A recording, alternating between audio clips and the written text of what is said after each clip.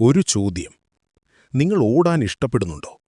ഒരു 5 കിലോമീറ്റർ, അല്ലെങ്കിൽ ഒരു 10? ശരി, ഇനി ഞാൻ പറയുന്ന രീതിയിലൊന്ന് ചിന്തിക്കൂ. 250 കിലോമീറ്റർ, സമയം 6 ദിവസം. കുടിക്കാനുള്ള വെള്ളം അളന്ന് തൂക്കിത്തരും. ബാക്കി കഴിക്കാനുള്ള ഭക്ഷണം മുഴുവൻ സ്വന്തം ബാഗിൽ ചുമക്കണം. ഉറങ്ങേണ്ടത് മണലിലടിക്കുന്ന താൽക്കാലിക ടെന്റുകളിൽ. ചുറ്റും ഭൂമിയിലെ ഏറ്റവും ക്രൂരമായ നരകം, സഹാറ മരുഭൂമി. ചൂട് 50 ഡിഗ്രിക്ക് മുകളിൽ.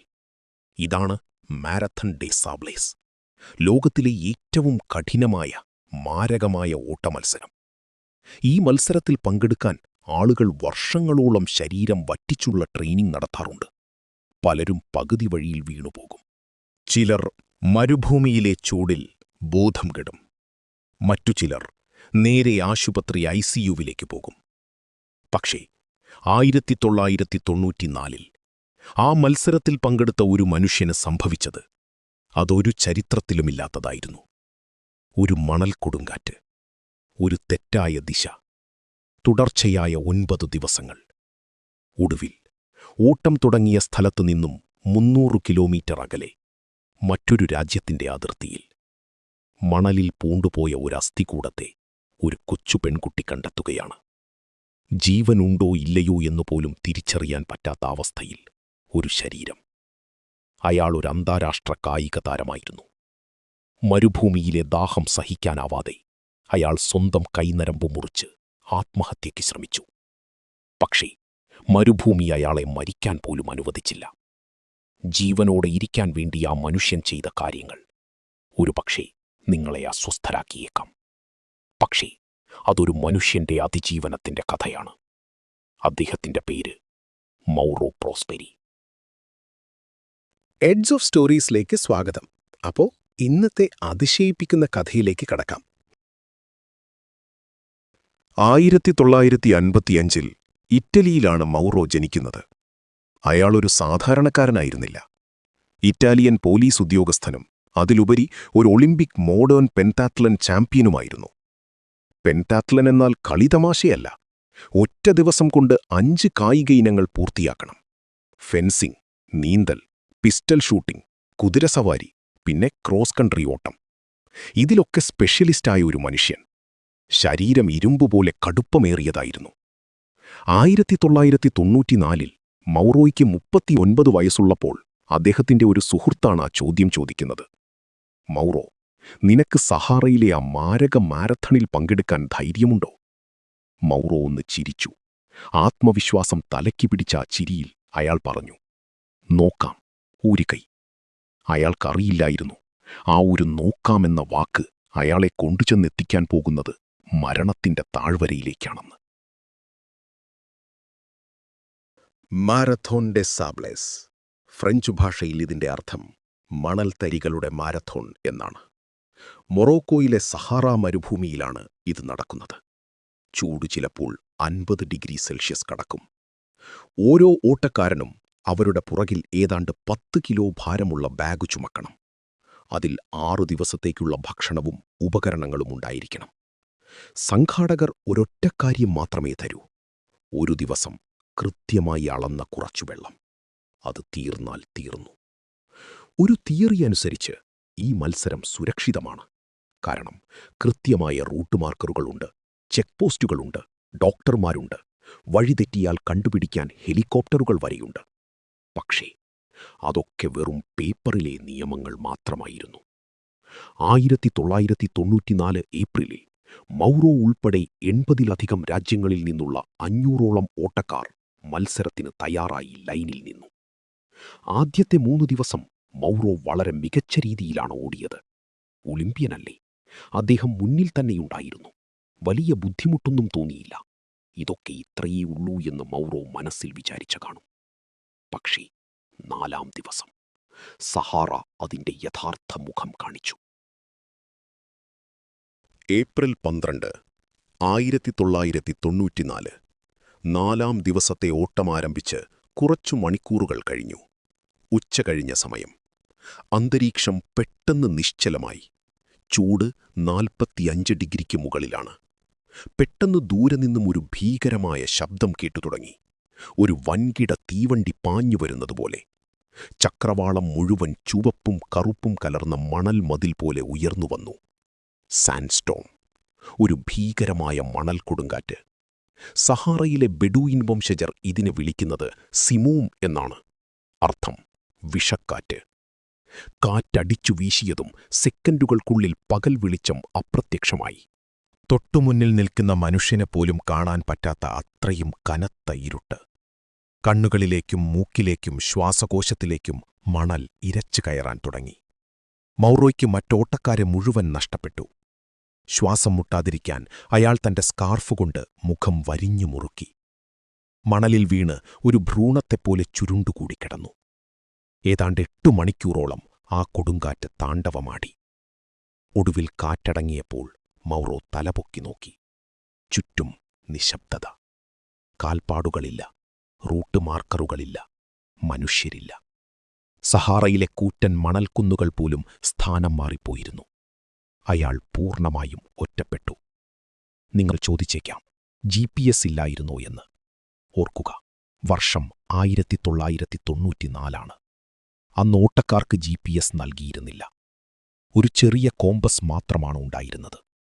പക്ഷേ മണൽക്കാറ്റിലെ മാഗ്നറ്റിക് വ്യതിയാനം കാരണം കോമ്പസിന്റെ സൂചിയും ഭ്രാന്തമായി തിരിഞ്ഞു. മൗറോ ഒരു ദിശ തെരഞ്ഞെടുത്തു, നടക്കാൻ തുടങ്ങി.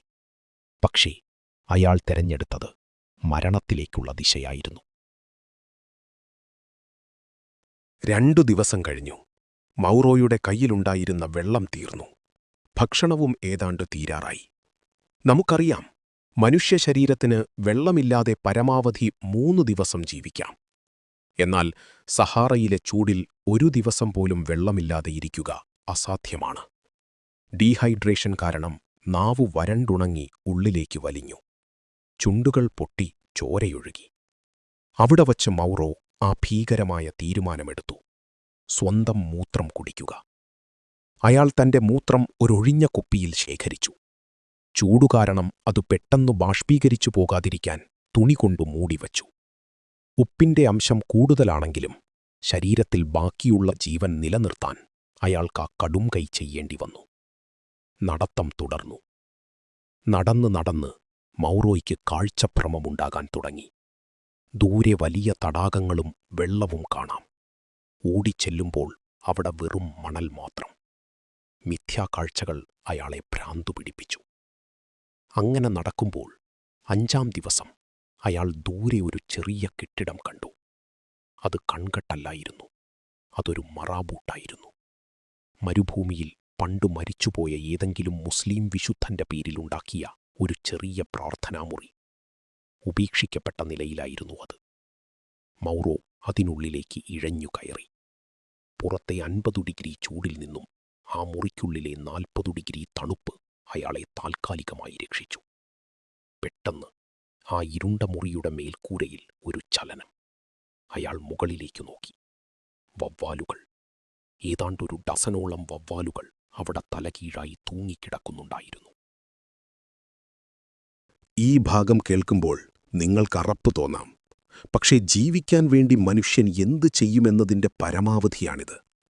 മൗറോ പതുക്കെ ഉയർന്നു ചാടി ആ വവ്വാലുകളെ കൈപ്പിടിയിലൊതുക്കി. എന്നിട്ടവയുടെ തല കടിച്ചു മുറിച്ചു. അതിൽ നിന്നും വന്ന ചൂടുള്ള ചോര അയാൾ ആർത്തിയോടെ കുടിച്ചു. വവ്വാലിന്റെ പച്ച മാംസം അയാൾ ചവച്ചരച്ചു തിന്നു. ശരീരത്തിനാവശ്യമായ പ്രോട്ടീനും ദ്രാവകവും അയാൾ അങ്ങനെ കണ്ടെത്തി. പക്ഷേ എത്ര ദിവസം ഇങ്ങനെ കഴിയും? പുറത്തു നോക്കിയപ്പോൾ രക്ഷാപ്രവർത്തകരുടെ ഹെലികോപ്റ്റർ പോകുന്നത് കണ്ടു. മൗറോ കയ്യിലുണ്ടായിരുന്ന സിഗ്നൽ ഫ്ലെയർ കത്തിച്ചെങ്കിലും ഹെലികോപ്റ്ററിലുള്ളവർ അത് കണ്ടില്ല. അവർ ദൂരേക്ക് മറഞ്ഞു. അതോടെ മൗറോ പൂർണ്ണമായും തകർന്നുപോയി. രക്ഷപ്പെടില്ല എന്നയാൾ ഉറപ്പിച്ചു. താൻ മരുഭൂമിയിൽ കിടന്ന് ചീഞ്ഞുപോയാൽ തന്റെ കുടുംബത്തിന് ഇൻഷുറൻസ് തുക പോലും കിട്ടില്ലെന്ന് ആ കായിക താരം ചിന്തിച്ചു. ഒരു മൃതദേഹം ഇവിടെ അവശേഷിക്കാൻ അയാൾ ആഗ്രഹിച്ചില്ല. അയാൾ തന്റെ പോക്കറ്റ് കത്തി പുറത്തെടുത്തു.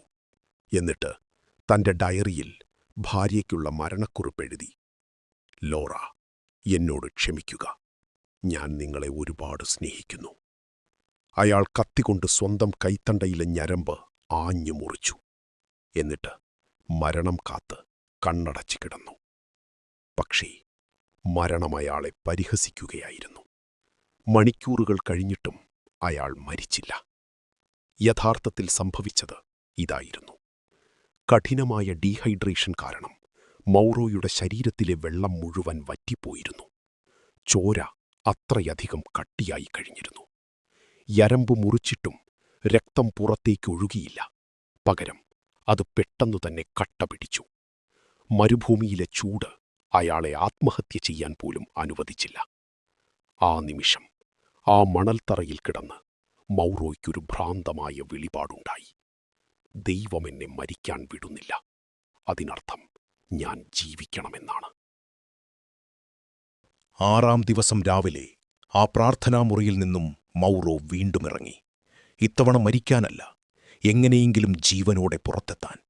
അയാൾ കോമ്പസ് നോക്കി വീണ്ടും നടന്നു. അയാൾ വിചാരിച്ചത് താൻ മൊറോക്കോയ്ക്കു നേരെയാണ് നടക്കുന്നതെന്നാണ്. പക്ഷേ യഥാർത്ഥത്തിൽ അയാൾ നടന്നിരുന്നത് നേർവിപരീത ദിശയിലുള്ള അൾജീരിയ എന്ന രാജ്യത്തേക്കായിരുന്നു. വഴിയിൽ കണ്ട പാമ്പുകളെയും പല്ലികളെയും അയാൾ പച്ചയോടെ പിടിച്ചു തിന്നു.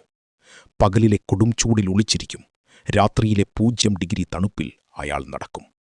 ഓരോ ദിവസവും അയാളുടെ ശരീരം ഉരുക്കിത്തീരുകയായിരുന്നു. മത്സരം തുടങ്ങുമ്പോൾ 78 കിലോ ഉണ്ടായിരുന്ന മൗറോ 9-ാം ദിവസമായപ്പോഴേക്കും വെറും 60 കിലോ ആയി ചുരുങ്ങിയിരുന്നു. വെറും 9 ദിവസം കൊണ്ട് 18 കിലോ ഭാരമാണ് കുറഞ്ഞത്.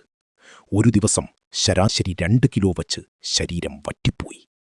കണ്ണുകൾ കുഴിഞ്ഞുപോയി. ചർമ്മം സൂര്യതാപമേറ്റ് കരിഞ്ഞുപോയി. ലിവറും കിഡ്നിയും പ്രവർത്തനരഹിതമാകുന്ന ഘട്ടത്തിലെത്തി. ഒരു സാധാരണ മനുഷ്യനായിരുന്നെങ്കിൽ എപ്പോഴേ മരിച്ചുപോയേനെ. പക്ഷേ ആ ഒളിമ്പ്യന്റെ ഹൃദയവും കരളും അയാളെ മുന്നോട്ട് നടത്തിച്ചു. 9-ാം ദിവസം ഉച്ചതിരിഞ്ഞ സമയം. മൗറോയുടെ കൺമുന്നിൽ ഇരുട്ട് കയറുന്നുണ്ടായിരുന്നു. ഇനിയൊരടി മുന്നോട്ട് വയ്ക്കാൻ കഴിയില്ല. പെട്ടെന്ന് ദൂരെ ഒരു കറുത്ത രൂപം. മൗറോ വിചാരിച്ചു അതും ഒരു മിഥ്യാകാഴ്ചയാണെന്ന്. പക്ഷേ സൂക്ഷിച്ചു നോക്കിയപ്പോൾ അതൊരാടായിരുന്നു. മരുഭൂമിയിൽ ആടുണ്ടെങ്കിൽ തീർച്ചയായും മനുഷ്യരുണ്ടാകും. മൗറോ തന്റെ അവസാനത്തെ ഊർജവും സംഭരിച്ച് ആ ആടിന്റെ പുറകെ ഇഴഞ്ഞു നീങ്ങി. അവിടെ ഒരു ചെറിയ കൂടാരമുണ്ടായിരുന്നു. ആ കൂടാരത്തിൽ നിന്നും 10 വയസ്സുള്ള ഒരു കൊച്ചു പെൺകുട്ടി പുറത്തേക്ക് വന്നു. പക്ഷേ മൗറോയെ കണ്ടതും ആ കുട്ടി ഭയന്ന് നിലവിളിച്ച് ഉള്ളിലേക്ക് ഓടി. കാരണം മൗറോ അപ്പോൾ ഒരു മനുഷ്യനെ പോലെയല്ല ഇരുന്നത്. വവ്വാലിന്റെയും പാമ്പിന്റെയും ചോര പുരണ്ട വസ്ത്രങ്ങൾ, ഒട്ടിയ വയർ, അസ്ഥികൂടം പോലത്തെ മുഖം. ഒരു പ്രേതത്തെപ്പോലെയായിരുന്നു അയാൾ. അതൊരു തുവാരഗ് നാടോടി കുടുംബമായിരുന്നു. അവർ ഓടിവന്ന് ആ മനുഷ്യനെ താങ്ങിയെടുത്തു. അവർ അയാൾക്ക് ആദ്യം നൽകിയത് ആട്ടിൻപാലാണ്. പെട്ടെന്ന് വെള്ളം കൊടുത്താൽ മരിച്ചു പോകുമെന്ന് അവർക്കറിയാമായിരുന്നു. പതുക്കെ പതുക്കെ അവർ അയാളെ പരിചരിച്ചു. അവർ മൗറോയെ അൾജീരിയൻ മിലിറ്ററി ക്യാമ്പിലെത്തിച്ചു. അവിടെയുള്ള ഡോക്ടർമാർ മൗറോയെ പരിശോധിച്ചപ്പോൾ ഞെട്ടിപ്പോയി. മൊറോക്കോയിൽ ഓട്ടം തുടങ്ങിയ മൗറോ അവിടുന്ന് ഏതാണ്ട് 300-ലധികം കിലോമീറ്റർ അകലെ അൾജീരിയയിലാണ് എത്തിപ്പെട്ടിരിക്കുന്നത്. 2 രാജ്യങ്ങളുടെ അതിർത്തി കടന്നുള്ള അതിജീവന യാത്ര. ഇറ്റലിയിലുള്ള ഭാര്യ ലോറയ്ക്ക് ഫോൺ കോൾ ചെല്ലുമ്പോൾ അവർ മൗറോയുടെ ചരമവാർഷിക ചടങ്ങുകൾ പ്ലാൻ ചെയ്യുകയായിരുന്നു. കാരണം 9 ദിവസമായി മരുഭൂമിയിൽ കാണാതായ ഒരാൾ ജീവനോടെ വരാൻ ഒരു സാധ്യതയുമില്ലെന്ന് റെസ്ക്യൂ ടീം വിധിയെഴുതിയിരുന്നു. ഫോണിന്റെ മറുതലയ്ക്കിൽ നിന്നും മൗറോയുടെ ശബ്ദം കേട്ടപ്പോൾ അവർക്ക് വിശ്വസിക്കാനായില്ല. ലോറ, ഞാൻ ജീവനോടെയുണ്ട്. കഥ ഇവിടെ കഴിഞ്ഞു എന്ന് വിചാരിച്ചെങ്കിൽ നിങ്ങൾക്ക് തെറ്റി. ഇനിയാണ് ഈ കഥയെ ഒരു ലെജൻഡാക്കി മാറ്റുന്ന ആ ട്വിസ്റ്റ്. മൗറോ പ്രൊസ്പേരി ആ 9 ദിവസം കഴിഞ്ഞ് ശരീരം റിക്കവറാക്കി ഭാര്യയുടെ കണ്ണീർ തുടച്ച് ഇറ്റലിയിൽ തിരിച്ചെത്തി. 1 വർഷം കഴിഞ്ഞ് മാരത്തോൺ ഡേ സാബിൾസിൽ വീണ്ടും രജിസ്ട്രേഷൻ ചെയ്തു. ഒരിക്കലല്ല, ആ റേസിൽ 10 തവണ മൗറോ പങ്കെടുത്തു. ഒരിക്കൽ ജേർണലിസ്റ്റ് ചോദിച്ചു, നിങ്ങൾ എന്തിനാണ് ആ നരകത്തിലേക്ക് വീണ്ടും വീണ്ടും പോകുന്നത്? മൗറോ ഇട്ടുത്തരം, എനിക്ക് മരുഭൂമിയോട് പ്രണയമായിപ്പോയി. അതെന്നെ കൊല്ലാൻ ശ്രമിച്ചു. പക്ഷേ ഞാനതിനെ മനസ്സിലാക്കി. ഞാൻ എന്നെ തന്നെ മനസ്സിലാക്കി. ഒരു മരുഭൂമി ഒരു മനുഷ്യനെ കൊല്ലാൻ ശ്രമിച്ചു. ആ മനുഷ്യൻ ആ മരുഭൂമിയുടെ കാമുകനായി. ഇതാണ് മനുഷ്യന്റെ ഇച്ഛാശക്തി. നിങ്ങളൊരു നിമിഷം ആലോചിക്കൂ. 18 കിലോ ഭാരം കുറഞ്ഞ ഒരു ശരീരം, 9 ദിവസം ഒറ്റയ്ക്ക്, ഒരാത്മഹത്യശ്രമം ഫലിക്കാതെ, 300 കിലോമീറ്റർ തെറ്റായ ദിശ. ഈ ഒരൊറ്റ സത്യം. ഒരാത്മഹത്യശ്രമം ഫലിക്കാതെ പോയത് അതൊരു ദൈവഹിതമോ, ബയോളജിയോ, അതോ ഒരപകടമോ? ആ അപകടമാണ് ഒരു ജീവൻ ബാക്കിയാക്കിയത്. ഇനിയൊരു ചോദ്യം. നിങ്ങൾ എപ്പോഴെങ്കിലും ഒരു സാഹചര്യത്തിൽ പെട്ടിട്ടുണ്ടോ? ഇനി സാധ്യമല്ല എന്ന് ഉറപ്പിച്ചിട്ടുണ്ടോ? മൗറോ ഉറപ്പിച്ചു. അദ്ദേഹം ഒരു ഡയറിയിൽ ഗുഡ് ബൈ എഴുതി. പക്ഷേ ശരീരം ജീവിക്കാൻ ശ്രമിച്ചു. ഒടുവിൽ മനസ്സും ജീവിക്കാൻ തീരുമാനിച്ചു. ഇതാണ് മനുഷ്യർ. ഇതാണ് ആ കഥയുടെ ഹൃദയം. ഇന്നത്തെ കഥ ഇഷ്ടമായോ? ഇനി ഇതുപോലുള്ള കഥകൾ, സത്യസന്ധമായ കഥകൾ, യഥാർത്ഥ മനുഷ്യരുടെ കഥകൾ ഞങ്ങൾ ഓരോ ആഴ്ചയും കൊണ്ടുവരും. സബ്സ്ക്രൈബ് ചെയ്യാൻ മറക്കരുത്. ബെല്ലൈക്കൺ അമർത്തൂ. ഒരു കമൻ്റ് ഇടൂ. ഈ കഥയിൽ നിങ്ങളെ ഏറ്റവും കൂടുതൽ സ്പർശിച്ച നിമിഷം ഏതാണ് എന്ന് കമൻ്റിൽ പറയൂ. മൗറോ ഒരിക്കൽ മരുഭൂമിയിൽ നടന്നു പറഞ്ഞ ഒരു വാക്കോടെ ഈ വീഡിയോ തീർക്കാം. മരുഭൂമിക്ക് നീ ജീവിക്കുന്നോ മരിക്കുന്നോ ഒരു പ്രശ്നവുമില്ല, പക്ഷേ എനിക്കതുണ്ട്.